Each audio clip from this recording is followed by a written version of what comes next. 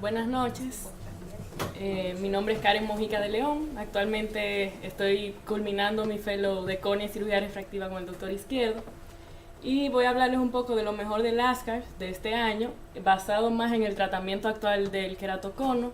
Un repaso de lo que ya la doctora muy bien dijo, básicamente lo más importante. Los últimos avances tecnológicos han creado una nueva tendencia hacia procedimientos menos invasivos.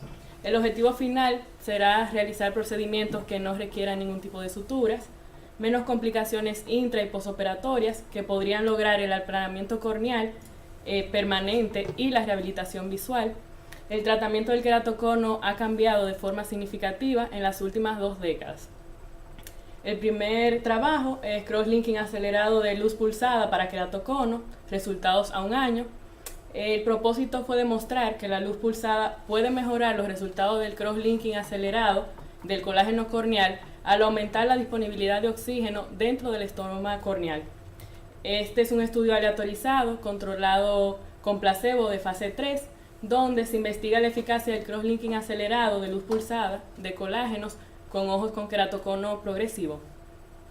Se aleatorizaron 35 ojos de pacientes con queratocono para recibir tratamiento activo o placebo.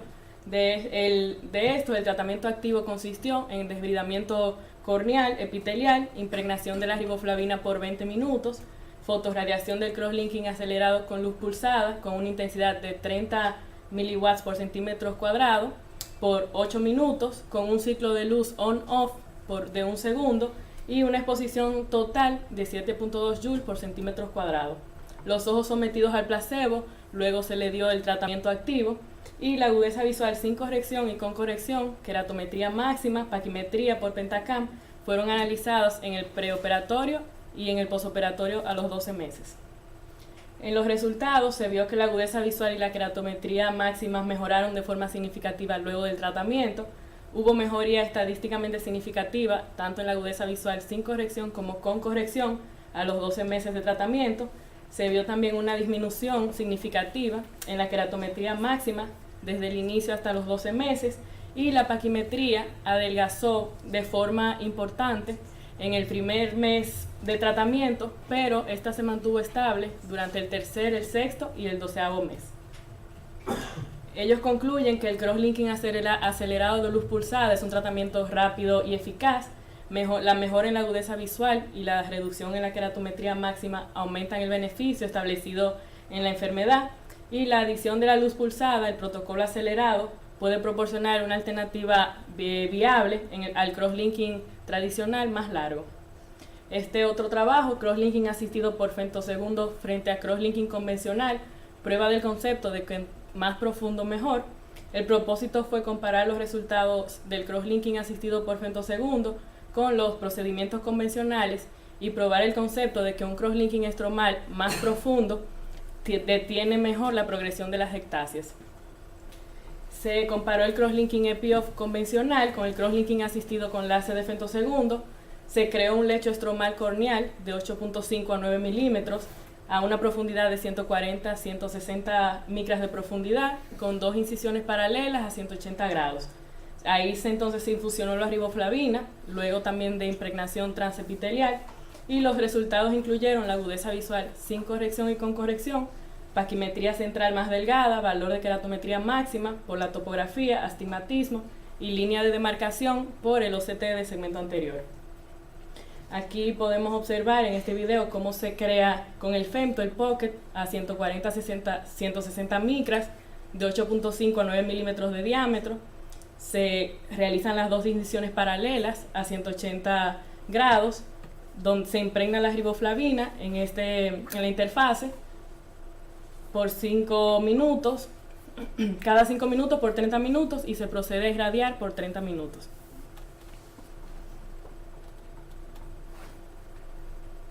Entonces los resultados fueron 25 ojos con femto crosslinking, 21 ojos con crosslinking convencional de seguimiento a 1 año.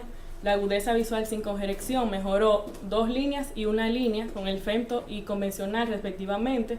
La paquimetría central se mantuvo con el femto crosslinking, se redujo en 28 micras con el convencional, la córnea se aplanó en ambos grupos y el astigmatismo se redujo con el femto crosslinking en 0.31 dioptrías y aumentó en 0.27 dioptrías con el convencional.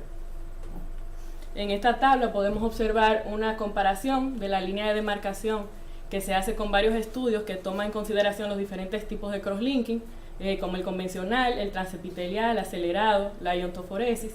Y en este estudio en particular, con el crosslinking convencional, se llegó a una profundidad estromal de 243 micras y con el femto crosslinking 393 micras.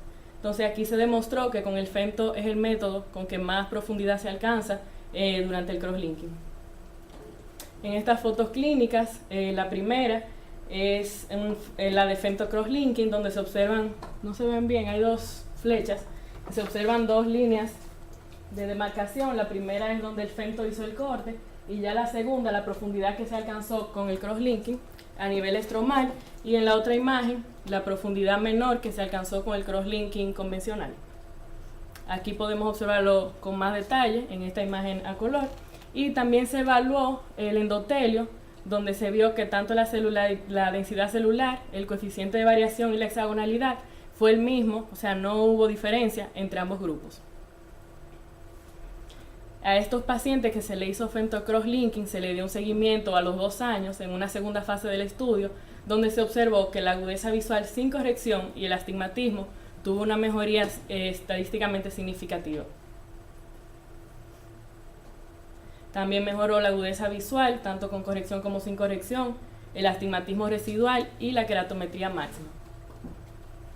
Esta es una imagen clínica de los autores mostrando que los pacientes evolucionan igual que el crosslinking convencional, sin ningún tipo de haze distinto. En conclusión, el femtoláser ayuda a lograr el crosslinking del estroma corneal posterior a más de 250 micras que cualquier otro procedimiento convencional, favorece una estabilización efectiva del queratocono en la prevención del abombamiento y el adelgazamiento de la córnea, y es una prueba del concepto de cuanto más profundo, mejor, cuando se trata de crosslinking en queratocono. Este último estudio, cirugía del injerto de la capa de Bowman para queratoconos, resultados preliminares, el autor lo que hizo fue hablar de su experiencia en el tratamiento del queratocono, luego de 4 casos de cirugía del injerto de capa de Bowman en el nivel del estroma anterior a 130 micras de profundidad, con un periodo mínimo de seguimiento de 6 meses. Aquí el tejido del donante fue de 9 milímetros de diámetro, 60 micras de grosor.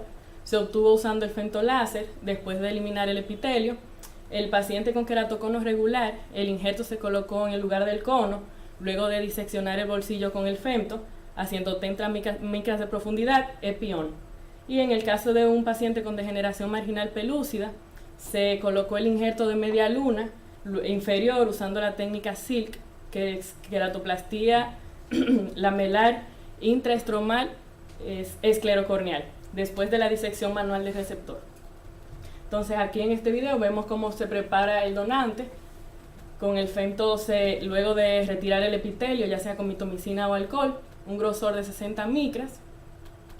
Se marca, en este caso con una F, para diferenciar los lados del injerto, como hacemos en el DISEC. Y la preparación del recipiente con el epitelio intacto, sin retirar, a una profundidad de 130 micras, y la abertura se hace a 40 grados.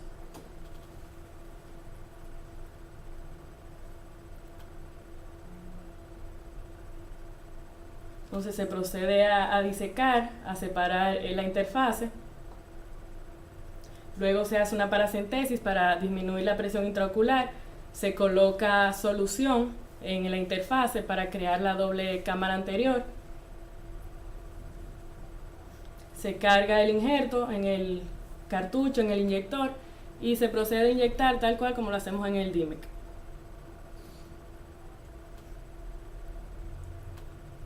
Luego de inyectado, entonces se coloca en la posición deseada. Y al finalizar, en este caso no dieron ningún tipo de sutura, pero ya eso es opción del médico tratante. Aquí una imagen clínica para ver lo imperceptible de este tratamiento. Solo se ve el margen periférico donde se hizo el corte con el femto. Y en este caso, de una degeneración marginal pelúcida, que se le realizó la queratoplastía lamelar intraestromal esclerocorneal, SILC, se hace el pocket de forma manual se diseca, se marca hasta dónde queremos llegar, en el lugar donde se encuentra el defecto, en la córnea. El injerto ya cortado del tamaño deseado se coloca en el bolsillo y se dan las suturas al final. Como podemos observar, aquí vemos que en el preoperatorio la agudeza visual de este paciente era de 20/40, con menos 12 de astigmatismo a 180 grados. Vemos esa área muy adelgazada en el lugar donde se coloca el injerto, y 4 meses después está 20/25 con un astigmatismo de menos 650 a 120 grados. Lo mismo vemos a nivel topográfico.